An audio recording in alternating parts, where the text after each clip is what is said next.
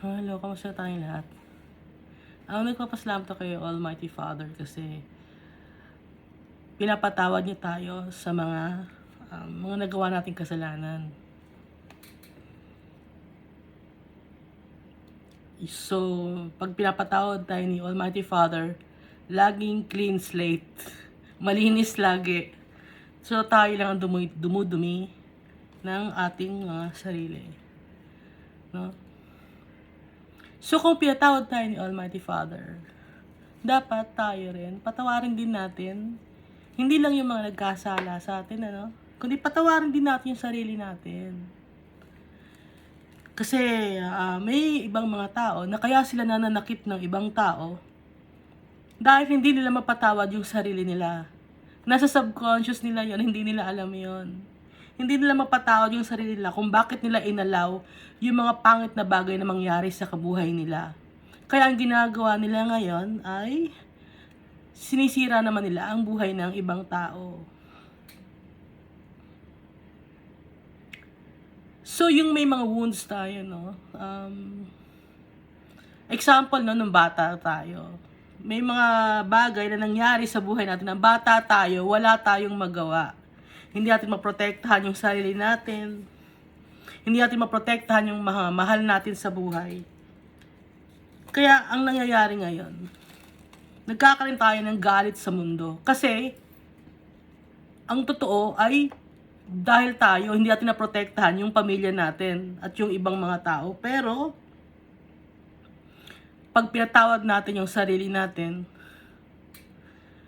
matututo rin tayong mahalin yung kapwa-tao natin at patawarin sila at hindi natin sila sasaktan. Dahil mahal natin ang sarili natin, alam natin kung paano ang magmahal. Naintindihan ba ako?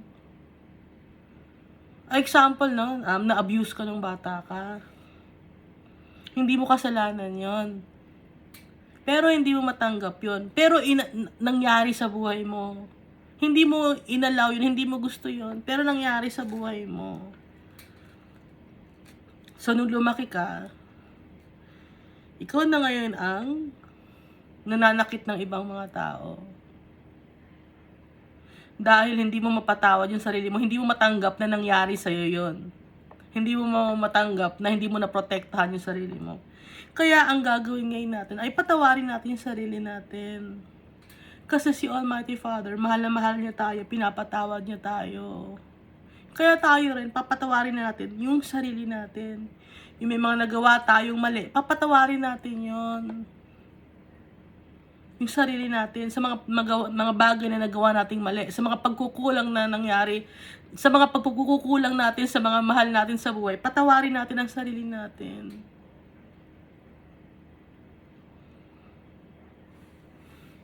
Ayaw ni Almighty Father na magdusa tayo. Gusto niya lagi tayong masaya. Gusto niya laging payapa yung ating mind, tsaka yung heart. Kaya, patawarin natin yung sarili natin.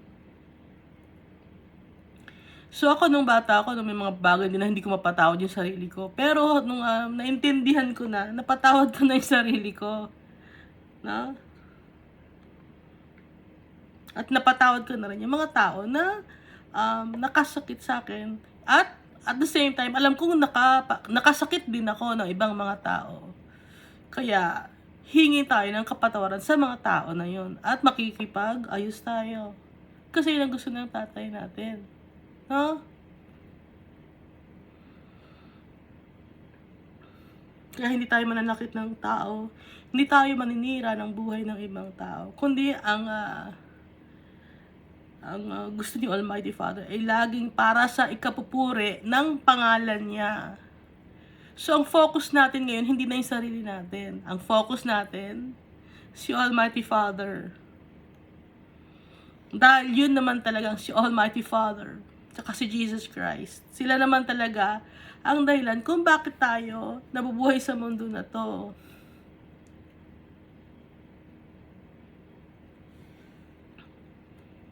No? So, balik na tayo dito sa binabasa natin, Nagbabasa na rin kayo ng Bible, no? Diba? Mabasa na ba kayo? Mabasa tayo, no? Kahit Old Testament, basahin natin. Kasi yung ibang mga Bible, puro New Testament lang meron. Pero tingnan din natin yung Old Testament. Nandun yung mga prophecy. Kinakausap din tayo ni Almighty Father sa Old Testament. Isisik natin si Almighty Father. Kaya pati Old Testament, babasahin natin. So last time nasa Matthew tayo. Nasa Matthew chapter 8. Nung pinagaling ni Jesus Christ, yung may sakit na ketong na tao. At saka yung soldier, ang Roman soldier, yung tauhan niya, pinagaling ni Jesus Christ. Kahit hindi si Jesus Christ nagpunta sa lugar na yun dahil may pananampalataya yung centurion. So, kailangan natin ng pananampalataya kay Jesus Christ at kay Almighty Father para gumaling tayo sa mga karamdaman natin, para gumaling tayo spiritually, gumaling tayo emotionally, gumaling tayo sa mga wounds natin, at para makasama sila in heaven. Kailangan natin ng faith in Christ and in the Almighty Father.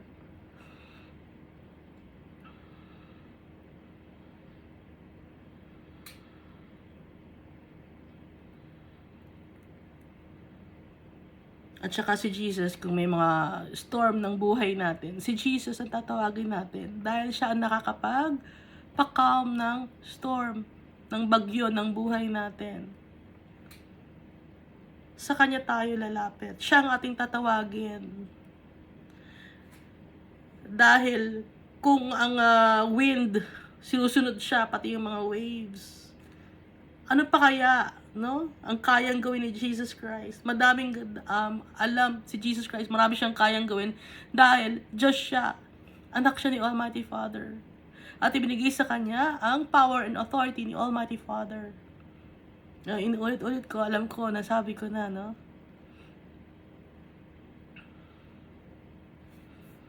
So, dito tayo ngayon naman sa Mark chapter 4.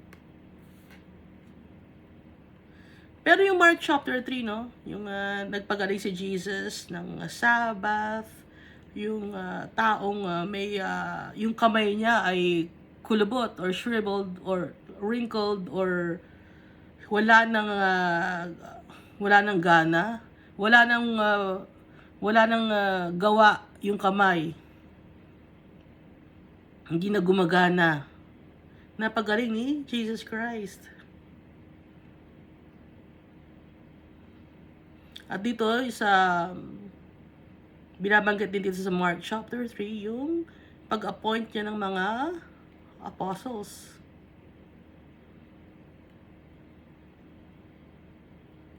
At ang brothers and sisters and mothers ni Jesus Christ, yung mga taong sumusunod sa will ni Almighty Father. Yun ang kinoconsider ni Jesus Christ na kanyang mga brothers and sisters. So tayo ba, kinoconsider ba natin na sarili natin na brother tayo and sister ni Jesus Christ? Ginagawa ba natin ang gusto ni Almighty Father?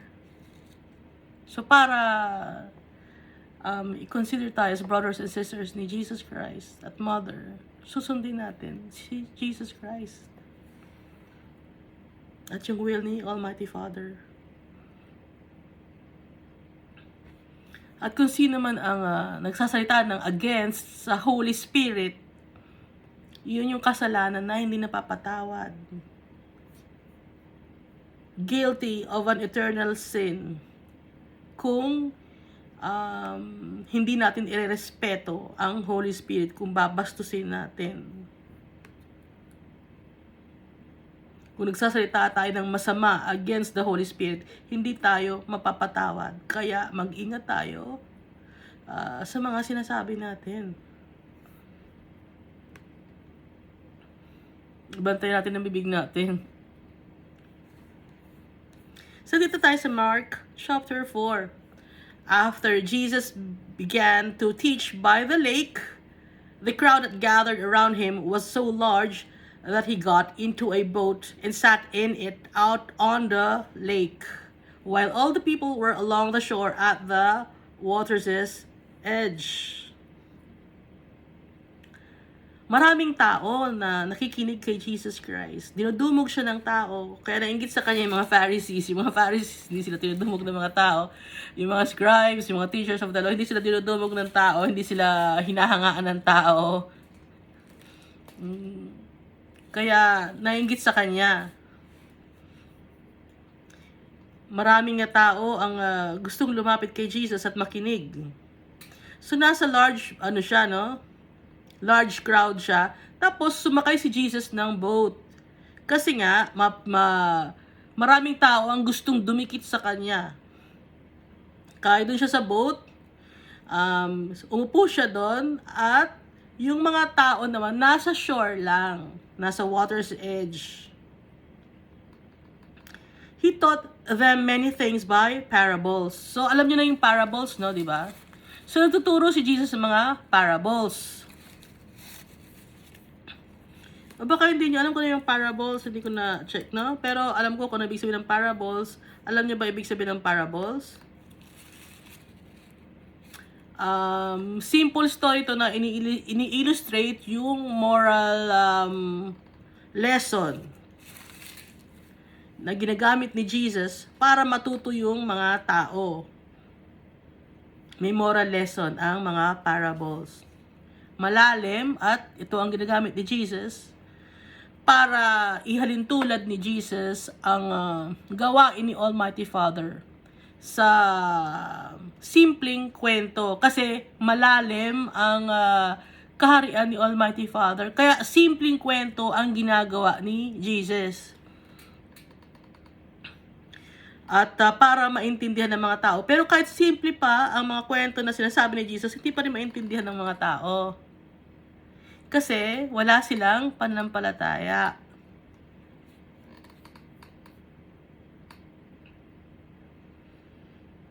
So sa mga disciples and the apostles, ina-explain ni Jesus ang mga parables kasi alam ni Jesus kasama na niya yung mga disciples yung disciples and apostles na may faith sa kanya. Kaya ina-explain ni Jesus sa kanila yung meaning ng mga parables. So si Jesus, pag nasa large crowds, alam niya na hindi lahat ng mga taong yun ay may pananampalataya sa kanya. Yung iba nakikiusyoso, nakikinig, no? Nagmamasid. Kaya ang ginagawa niya, gumagamit siya ng mga parables. He taught them many things by parables, and in his teaching said, "Listen, a farmer went out to sow his seed." So may isang magtatanim, or ano bang magtatanim na tao, tawag, pag Tagalog. Nagtatanim, na farmer, magsasaka. As he was scattering the seed, some fell along the path, and the birds came and ate it up. So yung unang nagtatanim yung farmer. Nag-i-scatter siya ng seeds. Alam niyo naman, di ba, kung paano mag-scatter ng seeds? Example, pag nagtatanim ka ng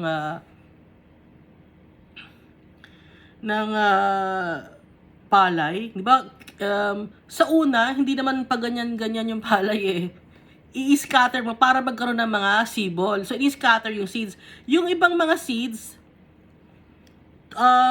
napunta sa path or sa lakaran or walang soil, kundi matigas na lugar, path, yung daanan ng tao, no? Doon tumama yung mga buto o binhi.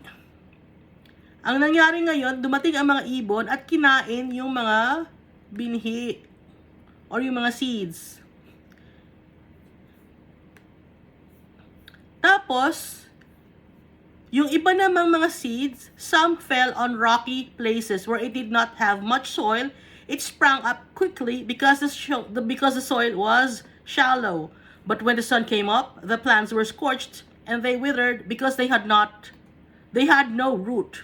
So, yung pangalawa naman na klase ng binhi o yung seeds, tumama naman sa mga mabato na lugar pero may konting soil. May bato siya pero may soil. Alam niyo naman, hindi siya purong magandang soil. May mga bato-bato. So, ang nangyari, tumubo siya ng mabilis. Pero dahil mababaw yung soil, dahil nga mabato-bato, nung dumating yung araw or yung nasinaga ng araw, nasunog or nasira yung mga plants kasi wala silang malalim na ugat na pupuntahan kasi nga yung ilalim ng soil na yon ay mabato. Walang ugat na malalim. Yung pangatlo naman, other seed fell among thorns which grew up and choked the plants so that they did not bear grain. Meron naman na mga seeds na tumama naman sa mga thorn bushes or sa mga halaman na hindi dapat na pagtaniman kasi may nakatubo ng mga halaman doon. Example, yung mga grass, no? Halimbawa, nagtanim ka doon sa isang lugar na may matataas na grass. Tumubo siya, no? Maganda yung lupa kasi may mga nakatanim na grass doon. Kaso, nung tumubo yung binhi na hinagis ng farmer, yung mga grass, kasama niyang tumubo din.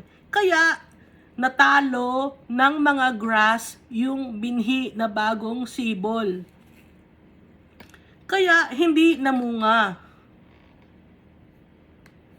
Itong verse 8, still other seed fell on good soil. It came up, grew, and produced a crop. Some multiplying 30, some 60, some 100 times. So yung pang-apat naman na seed, maganda yung lupa na kinalagyan. Walang bato, walang mga nakatanim na kung ano mga grass or thorn bushes, at maganda yung lupa. Hindi siya sa path tumama, kundi sa magandang soil. Kaya doon sa magandang soil, maganda yung kanyang pagkakatubo, nagkaroon siya ng ugat na malalim at lumago yung itinanim ng farmer. Nagkaroon ng bunga at nag-produce ng crop. So madami ang naging bunga. Some multiplying 30, some 60, some 100 times. And then Jesus said, whoever has ears to hear, let them hear. Kung sino ang may tenga, kung sino ang nakakadinig, intindihin natin. Sabi, intindihin. Hindi lang nakinig, no? Kundi iintindihin mabuti at iisipin kung ano ang ibig sabihin nun. Yun ang ibig sabihin ni Jesus dito. So verse 10, when he was alone, the 12 and the others around him asked him about the parables. So nung sila na, yung kasama niya, mga apostles and disciples, nagtanong na sa kanya ang kanyang mga apostles. He told them, the secret of the kingdom of God has been given to you. Sabi ni Jesus, yung sikreto ng kaharian ng Diyos ay ibinigay sa inyo, sa mga apostles at saka sa mga disciples. But those on the outside, everything is said in parables. Pero yung mga tao na tagalabas, lahat ay sasabihin sa sa parables. So that they may be ever seeing but never perceiving, and ever hearing but never understanding, otherwise they might turn and be forgiven. So nag-quote si Jesus ng prophecy ni Isaiah chapter 6 verse 9 and 10. So ibig sabihin ito, makikita nila pero hindi nila maiintindihan kung ano yung nakikita nila. Nadidinig nila pero hindi nila maiintindihan kung ano yung nadinig nila. Kasi baka sila ay magsisi at magbago ng buhay. Then Jesus said to them, don't you understand this parable? How then will you understand any parable? Hindi niyo ba naintindihan tong parable na to? Yung kwento ko, sabi ni Jesus. Kung hindi niyo naintindihan yung itong parable ko, paano pa yung mga ibang parable na ikukwento ko? Paano niyo pa maintindihan? Sabi ni Jesus. So, inexplain ni Jesus. No? Sa verse 14, the farmer sows the word. So, yung farmer na nag-sow ng seed, ang sinusow niya ay, ang tinatanim niya ay ang salita ng Diyos, yung farmer. Some people are like seed along the path. Yung ibang mga tao ay parang mga binhi galing na nasa lakaran or walang soil, kundi lakaran ng tao, path ang tawag doon. Or road, no? Kasi, yung binhi na tumama sa road, hindi yun tutubo. Tumama lang yun. Baliwala lang yun. As soon as they hear it, Satan comes and takes away the word that was sown in them. So, yung mga tao na sinishare natin ng word of God, pero ayaw nilang maniwala, ito yung mga tao na to, na seed along the road na tinatawag. Na isishare natin ang word of God, pero ayaw nilang maniwala. Kaya si Satan, tinatanggal ni Satan yung word na na-share natin. Ito namang verse 16. Others like seed sown on rocky places hear the word and at once receive it with joy. Yung mga binhi naman, no, na tumama naman sa mga mabato na lupain, nadinig nila ang word of God at nireceive nila gladly, tinanggap nila. Pero dahil sa walang ugat, they last only a short time. So, dahil wala silang pananampalataya, kahit narinig nila ang salita ng Diyos, short time lang nila na naintindihan. Pero nung dumating na, when trouble or persecution comes because of the word, they quickly fall away. Nung dumating na yung mga problema sa buhay, yung dumating na yung persecution, ayaw na nilang maging follower ni Christ. Ayaw na nilang makinig ng salita ng Diyos. No? Yun yung pangalawang klase ng tao.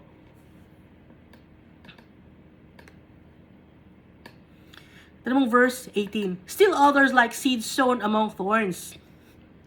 Meron namang mga binhi na tumubo kasama ng mga thorn bushes.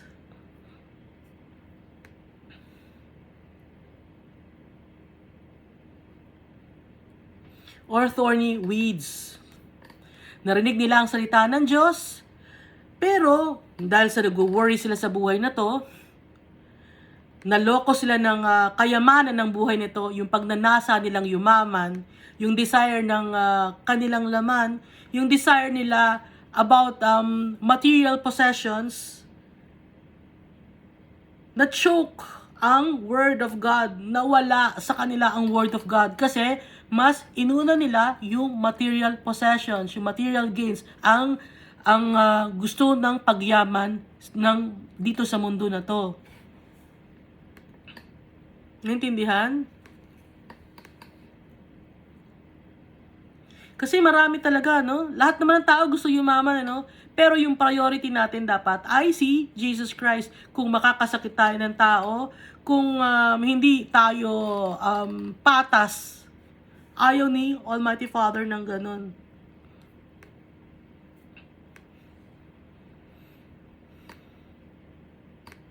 So verse 20, others like seeds sown on good soil, hear the word, accept it, and produce a crop. Some 30, some 60, some 100 times that was sown. So, yung mga tao naman na nakarinig ng salita ng Diyos, yung salita ng Diyos na tumubo sa puso nila, inaccept nila yon. Naging faithful sila. Hindi sila tumingin sa material possessions. Hindi sila nagpaloko ng kinang ng mundo na to. Hindi sila nagpadala sa persecution or galit ng mga tao or validation ng mga tao. Naging faithful sila. Kaya yung word of God na naitanim sa puso nila ay nag-produce ng fruit, nag-produce ng crop, nagkaroon ng fruits of the Holy Spirit. At kung makakapag-produce ng crop, ibig sabihin, nag-share na rin ng Word of God. Ipinapabuhay, pinapractice ang turo ni Jesus Christ at saka ni Almighty Father sa buhay nila. Para mapapurihan si Almighty Father at saka si Jesus Christ.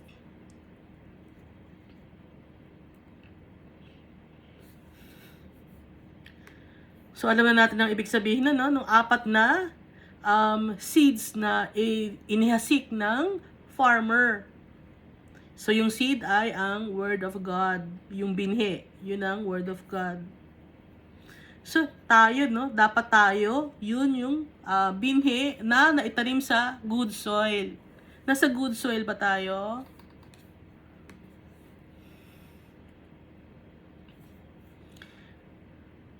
Excuse. He said to them, "Do you bring in a lamp to put it under a bowl or a bed?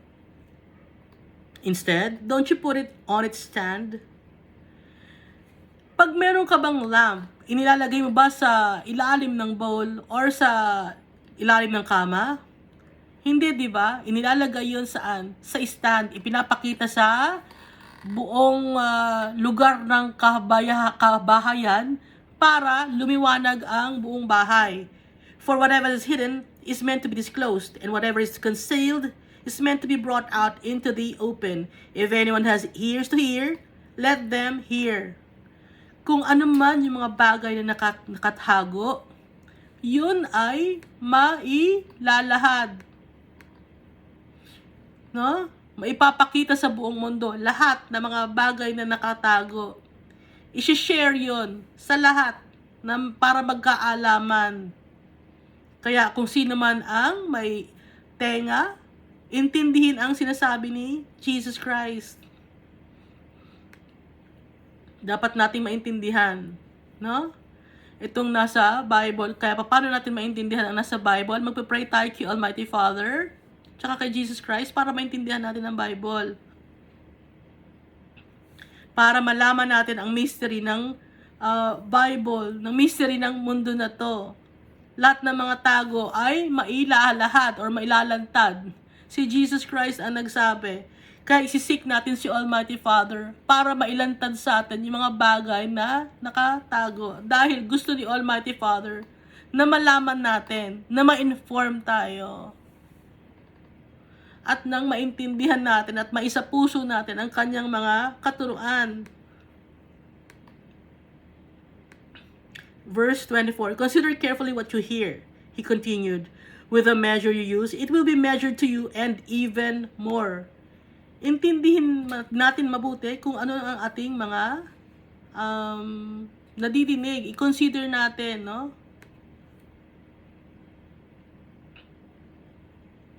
Dahil kung ano ang panukat na ginamit mo, yun din ang panukat na gagawin sa'yo at mas malala pa, mas sobra pa ang panukat na gagamitin sa'yo. "Whoever has will be given more. Whoever does not have, even what they have will be taken from them." Makatarungan ba to? Sinabi ni Jesus. Whoever has will be given more. Whoever does not have, even what they have will be taken from them. Makatarungan to. Verse 25. Dahil, anong ibig sabihin nito? Kung sino ang meron, mas lalo pa siyang pagpapalain.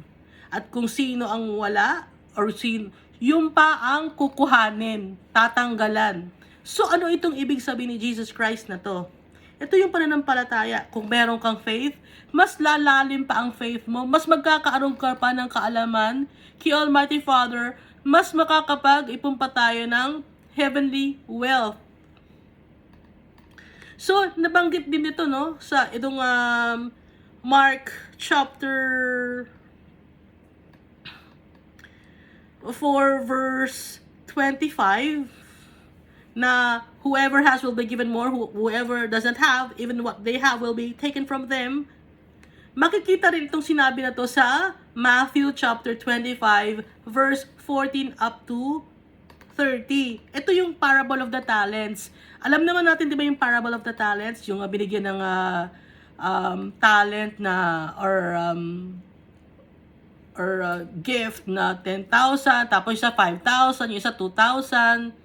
Alam niyo yun, di ba? Nakwento na ba natin yon? Napag-usapan na ba natin yon? Na kung sino yung hindi nag-invest at inilagay lang niya sa ilalim ng lupa yung ibinigay sa kanya na maliit na amount, kinuha pa sa kanya at ibinigay dun sa mas madami. So, ibig sabihin nun, yun yung heavenly treasure. Kung may pananampalataya tayo, dapat natin i-practice para dumami ng dumami yung gifts na may bibigay sa atin ni Almighty Father. Yung fruits natin, dumami ng dumami, pati yung gifts. Huwag natin itatago. Yung faith natin na yon, huwag natin itago, huwag natin i-keep. I-share natin sa ibang mga tao, i-practice natin sa buhay natin para hindi mawala. Yun ang ibig sabihin nito.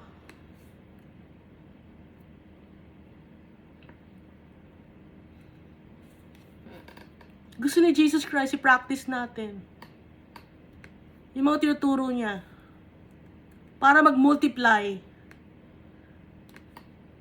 para mag-grow tayo spiritually. Mas lalo natin makilala si Almighty Father. Yun yun.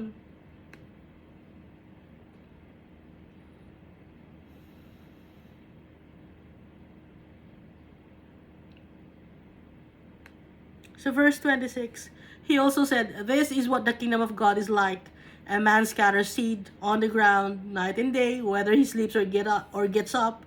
The seed sprouts and grows, though he does not know how. All by itself, the soil produces grain, first the stalk, then the head, then the full kernel in the head. As soon as the grain is ripe, he puts the sickle to it because the harvest has come." So ito pang parable of the growing seeds, na ang kingdom ni Almighty Father ay parang isang tao na naghahasik ng binhi uli, no? Yung isa binhi na apat na kinalagyan ng lupa, apat na klase ng lupa. Ito naman, iba naman to. Isang lalaki na nagkalat ng binhi sa lupain, sa ground. Umaga at gabi, kahit matulog siya o gising siya, tumutubo yung kanyang itinanim. Hindi niya alam kung paano nangyari yon. All by itself, the soil produces grain. So yung soil mismo nagpo-produce, padami ng padami. Una, maliit lang ang na itubo.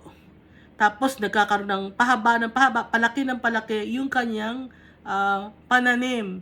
Tapos, nung time na ripe na yung kanyang grain o yung kanyang pananim, hinarvest na. Naintindihan ba natin ito? So, ito ay ang salita ng Diyos ulit na nakatanim sa puso natin. Dapat palaki ng palaki yung pananampalataya natin, yung trust natin kay Almighty Father. Nag-grow tayo dahil pinapractice natin, dahil sa pagmamahal natin kay Almighty Father at kay Jesus Christ.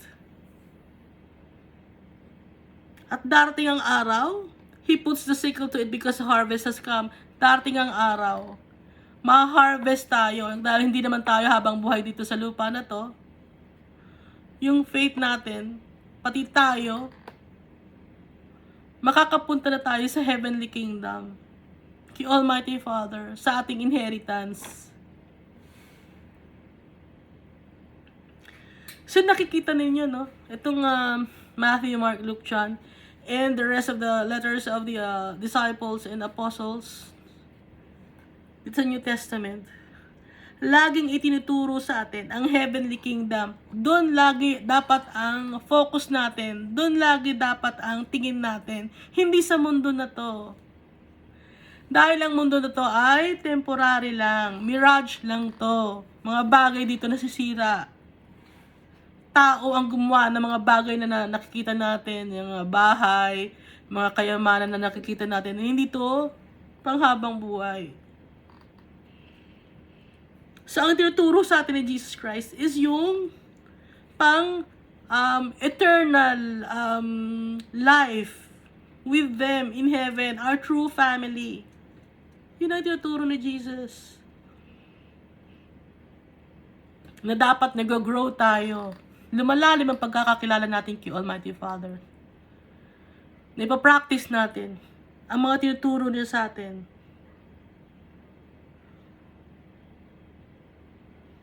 Nababago tayo.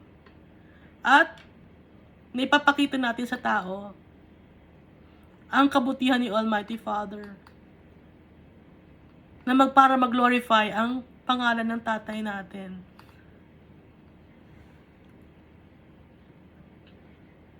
Again, he said, "What shall we say the kingdom of God is like? Or what parable shall we use to describe it?" Sabi ni Jesus. Dito tayo sa verse 30, no? 31 rather. "It is like a mustard seed, which is the smallest seed of all seeds on earth." So, nakakita na kayo ng mustard seed, no? Yung mustard seed, yung mustasa. Sobrang liit niya. Maliit pa sa, sa bigas. Parang siya. Alam niyo yung rock salt? Mas maliit pa sa rock salt. Yellow siya, tapos sobrang liit. Kasi nakapagtanim na ako, kaya alam ko.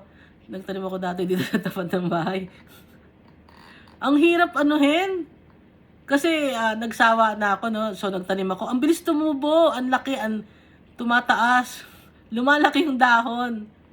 Nagsawa na ako, gusto ko nang tanggalin. Ang hirap tanggalin. Ganun pala yung mustard. Tumutubo pa rin.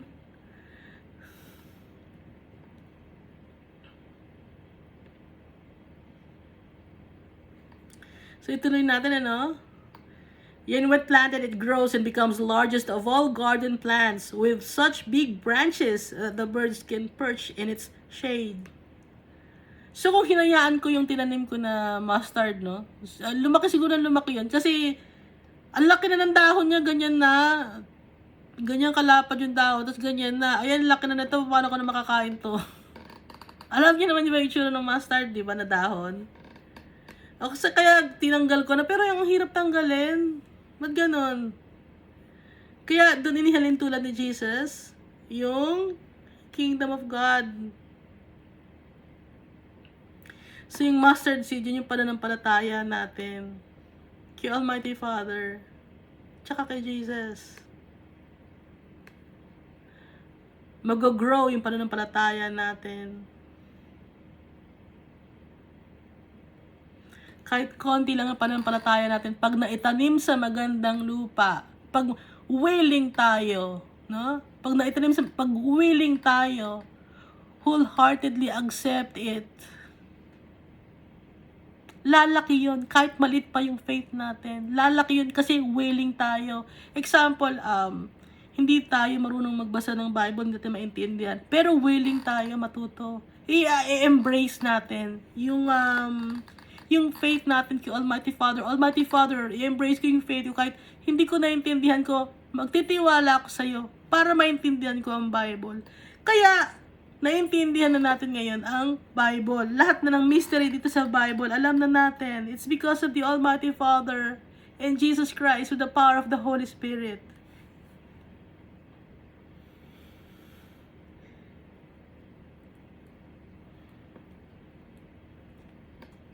At dahil dito, pinupuri natin ang pangalan ni Almighty Father. Tinataas natin ang pangalan niya.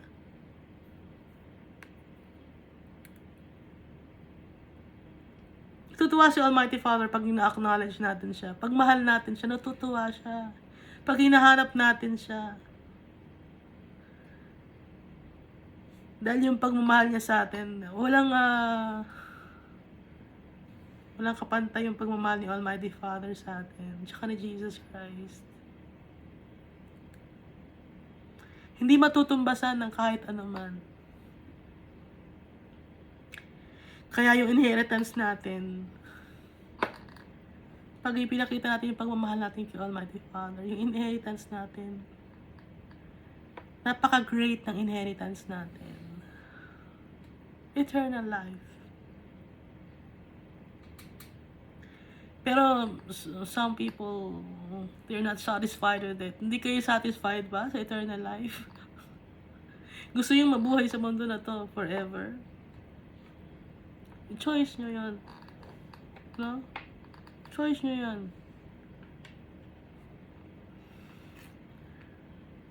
Pero huwag tayo magsisisihan in the future.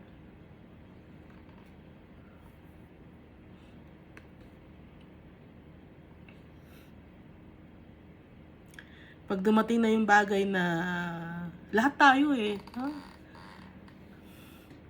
dumadaan tayo sa stage ng buhay natin na bata tayo, tas nagmamature tayo, palaki tayo ng palaki hanggang sa patanda na tayo. Pagpatanda na tayo, yung strength natin na humihina na, ang ending nun? Lalapit tayo ngayon kay Almighty Father. So bakit hindi pa ngayon tayo lumapit? At gamitin natin yung kalakasan natin para kay Almighty Father. Hanggat malakas pa tayo, gamitin natin yung strength natin.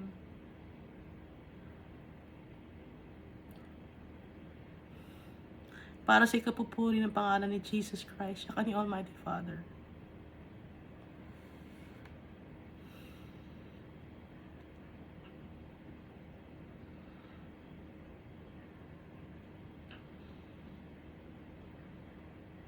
With many similar parables, Jesus spoke the word to them as much as they could understand.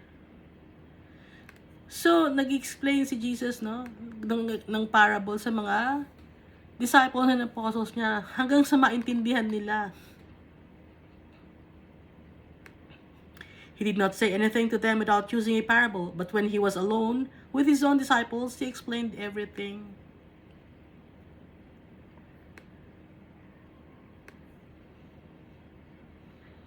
So, kung mag-isa lang si Jesus, kasama yung kanyang mga disciples, apostles, in-explain niya kung ano yung mga parables. Kasi alam niya na yung mga kasama niya, may pananampalataya sa kanya. Naniniwala sa kanya.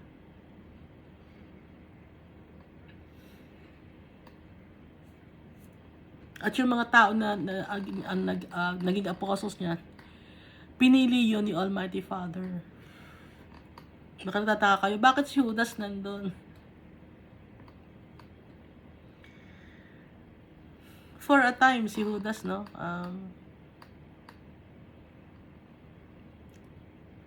pag ganun-ganun yung faith ni Judas, merong ulterior motive si Judas, kahit alam ni Jesus Christ. Hindi nila inaway. O si Judas, awayin nyo yan, alam nyo na, yan ang magiging cause. Hindi ganun si Jesus.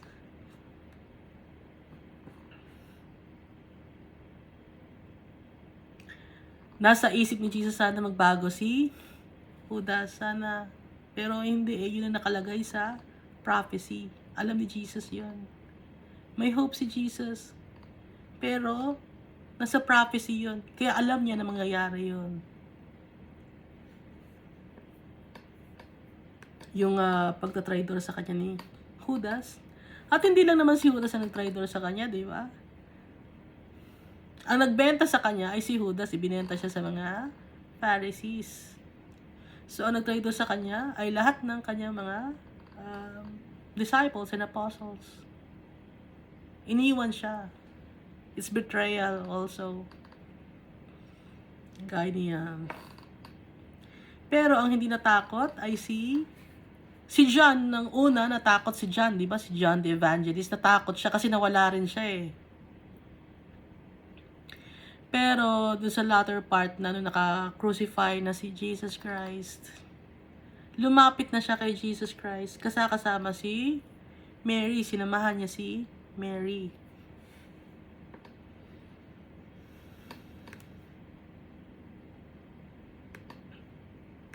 na mayani yung pagmamahal ni John the Evangelist kay Jesus. Although takot siya nung una, nagtago siya. Nung na-crucify na, nung patapos na, lumantad na siya.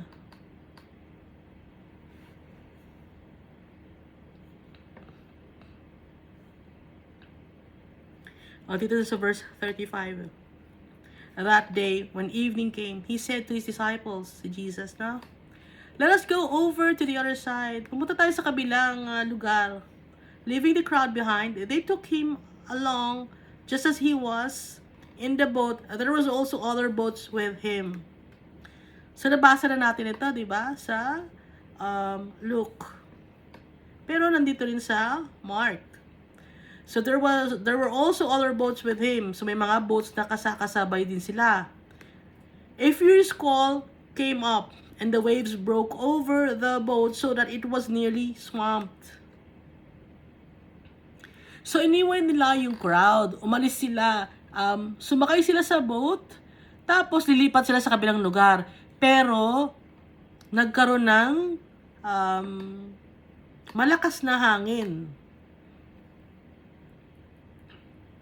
Kaya yung boat, nung malakas na hangin, nagkaroon ng malakas na wave, di ba? Kasi yung hangin, hinahangin niya yung tubig. Kaya nagkakaroon ng malakas na wave.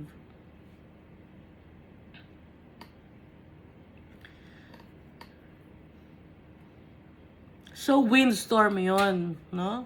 Yung wind kasi malakas ang hangin. So, the waves broke over the boat so that it was nearly swamped. So, yung boat medyo tumatagilid-tagilid na. At malalagyan na ng alon. Malaki. Jesus was in the stern, sleeping on a cushion. So, nasa stern si Jesus. Natutulog sa unan, sa may cushion. Alam niyo yung stern, ano? Yung stern ng boat. Yun yung ba yung ganon? Or yung pag-steer ng boat?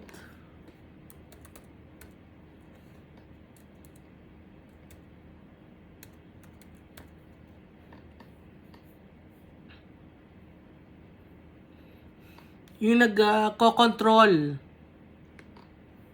ng boat. Doon siya malapit, natutulog. Ginising siya. The disciples woke him and said to him, "Teacher, don't you care if we drown?" Teacher, may pakialam ka ba kung malunod tayo? Kung mamatay tayo, malunod, ano mangyari sa atin? Takot yung mga apostles. He got up, rebuked the wind, and said to the waves, "Quiet, be still." Then the wind died down, and it was completely calm. He said to his disciples, "Why are you so afraid? Do you still have no faith?" Wala pa rin ba kayong pananampalataya? Bakit kayo natatakot? Kasama niyo ako.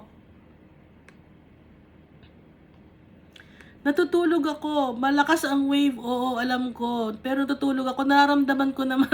Hindi na sinabi ni Jesus yan, ano? Pero kung natutulog ka tapos may mga wave na gumagano, ramdam mo naman yan, di ba? Pero pagod ka, gusto matulog, ganon. Pero kampante si Jesus. Kasi alam niya na si Almighty Father kasama niya. Ngayon itong mga disciples niya, kulang ng faith. They were terrified and asking each other, "Who is this? Even the wind and the waves obey him." Sino ba siya? Natakot yung mga disciples niya. Kasi kahit na yung hangin tsaka yung alon, sinusunod siya. Sino ba siya? So, ito yung kanyang mga disciples na minsan magkakaroon ng pananampalataya, minsan magka-question sa kanya, kina-question siya kung anong nangyayari. Kaya, buti si Jesus, napaka patient ni Jesus sa kanyang mga apostles, sa kanyang mga disciples. Kung iba-iba lang itong si Jesus, No? Kung hindi siya anak ng Diyos, pinagalitan na niya to, iniwan na niya itong mga tao na to. Pero si Jesus, loving siya, caring siya. Kahit maikli ang utak ng mga tao, hindi naiintindihan. Ipinapaintindi ni Jesus. Mahal niya yung kanyang mga apostles. Yung binigay sa kanya ni Almighty Father. Kahit alam niyang ibebetray siya ng kanyang mga disciples and apostles, mahal pa rin niya. So tayo, pag mayroong bagyo sa buhay natin, minsan nagka-question tayo, no? Lord, mahal mo ba ako? Bakit ganito nangyayari sa buhay ko? Ba't nagkakasakit ako? Bakit ang dami kong problema? Lord, mahal mo ba ako? Nawawalan tayo ng pananampalataya. So para tayong mga disciples, yung apostles sa Jesus, ganun tayo. So naintindihan tayo ni Jesus.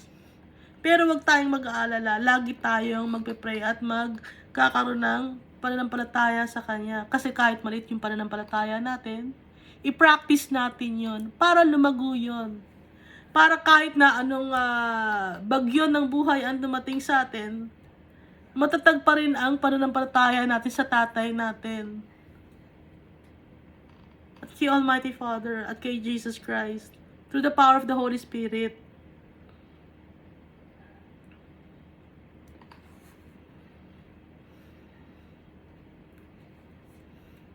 So yung mga disciples kasama niya, hindi niya iniiwan. Nakakabanding niya. Napaka-blessed ng mga disciples niya, no? Yung mga apostles niya nakasama niya. Kaso kung isipin natin, na paano kung tayo yung nasa tayo ni Jesus? Isa ba tayo sa mga magpapakrucify sa Kanya? No? Kaya wag na lang Jesus dito na kami sa present time, Jesus, no? Almighty Father, dito na kami. Ayaw na namin, baka kasi isa pa kami sa mga Roman soldiers, no, na makasakit kay Jesus. Although, kahit ngayon nakakasakit tayo, nasasaktan natin si Jesus. At nasasaktan natin yung tatay natin. Pag nagkakasala tayo, nasasaktan natin siya. Pag wala tayong pananampalataya kay Jesus, tsaka kay Almighty Father, nasasaktan natin sila. Pero napaka haba ng pasyensya nila sa atin.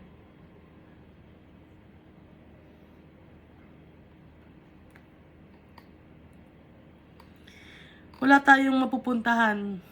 Wala tayong matatakbuhan na matibay. Ang matatakbuhan lang natin na matibay, si Almighty Father tsaka si Jesus lang. Wala nang iba tayong matatakbuhan na matibay.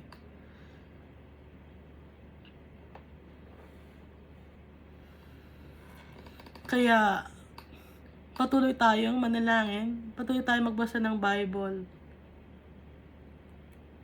At matuto tayo sa mga bagay na na-experience natin in the past. Maging lesson na sa atin yung mga natutunan natin. At iibahin na natin yung ating mga kinagisnan o yung dati nating gawin na kasamaan. Ang susundin natin, ang ifo-focus natin, yung mata natin na kay Jesus Christ. Tsaka kay Almighty Father. Kung minsan nadadapa tayo, nagkakasala tayo, willing si Almighty Father na patawarin tayo. Dahil ganun ang tatay, mapagpatawad. Si Jesus Christ mapagpatawad din, kaya binigay niya ang buhay niya para sa atin. Hindi siya selfish. Lagi nating isipin yung pagmamahal ni Almighty Father tsaka ni Jesus Christ.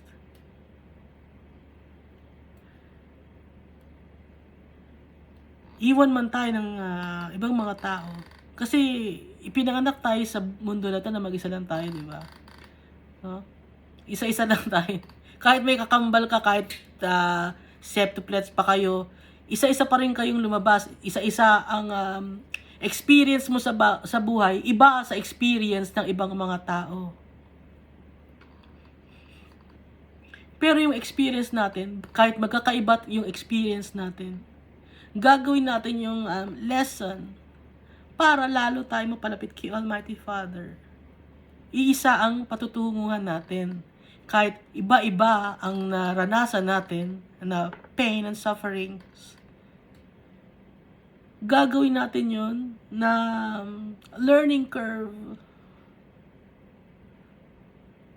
to choose our Father, to choose Jesus. Kasi sila hindi na tayo iiwan. Hindi nila tayo pababayaan. Sila ang tunay na nagmamahal sa atin. Sila ang ating tunay na family. Thank you, and God loves us all so much.